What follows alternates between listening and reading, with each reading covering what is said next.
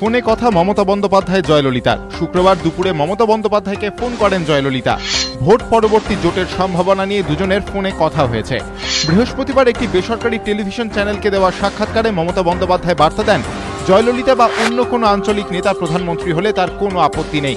তৃণমূল নেত্রীর এই বার্তা পাওয়ার পরই এদিন তাকে ফোন করেন এআইডিএমকে নেত্রী।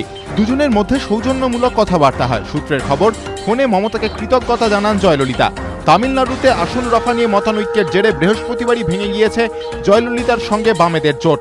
সিপিএম সিপিআই এর সঙ্গে আপাতত দূরত্ব বাড়িয়েছেন আম্মা, আর বামেদের সঙ্গে এই দূরত্বই তাই কাছাকাছি এনে দিয়েছে চেন্নাইয়ের পোয়েস গার্ডেন এবং কলকাতার কালীঘাটের দুই বাসিন্দাকে। এমনটাই মত রাজনৈতিক পর্যবেক্ষকদের। পাশাপাশি তৃণমূল বিভিন্ন রাজ্যে প্রার্থী দেওয়া ও প্রচারের সিদ্ধান্ত নিলেও তামিলনাড়ুতে এই দুটির কোনোটাই করছে না। আবার এ রাজ্যেও এআইডিএমকের কোনো সংগঠন নেই। এই সমীকরণেই আম্মা ও দিদির কাছাকাছি আসার ক্ষেত্রে কোনো প্রতিবন্ধকতা তৈরি হয়নি। আন্না হাজারে তৃণমূলের হয়ে প্রচার করার সিদ্ধান্ত নিয়েছেন। তিনি মমতাকে প্রধানমন্ত্রী হিসেবেও দেখতে চান। সম্প্রতি এ প্রসঙ্গে মমতা বলেন, মানুষ যা চাইবে সেটাই তিনি করবেন। 12 তারিখ দিল্লির রামলীলা ময়দানে একই মঞ্চে দেখা যাবে মমতা আন্নাকে। সেই সভা থেকে ভিন রাজ্যে তৃণমূলের প্রার্থী তালিকা ঘোষণা হওয়ার কথা। এরকম রাজনৈতিক প্রেক্ষাপটে প্রধানমন্ত্রী হিসেবে জয়ললিতাকে দেখতে তার আপত্তি নেই। এই বার্তা দিয়ে মমতা রাজনৈতিক উদারতা দেখালেন বলে মনে করছে রাজনৈতিক মহলের একাংশ। মমতা বন্দ্যোপাধ্যায় ইতিমধ্যেই জানিয়েছেন, এবারের জোট প্রিপেড নয়, পোস্টপেড।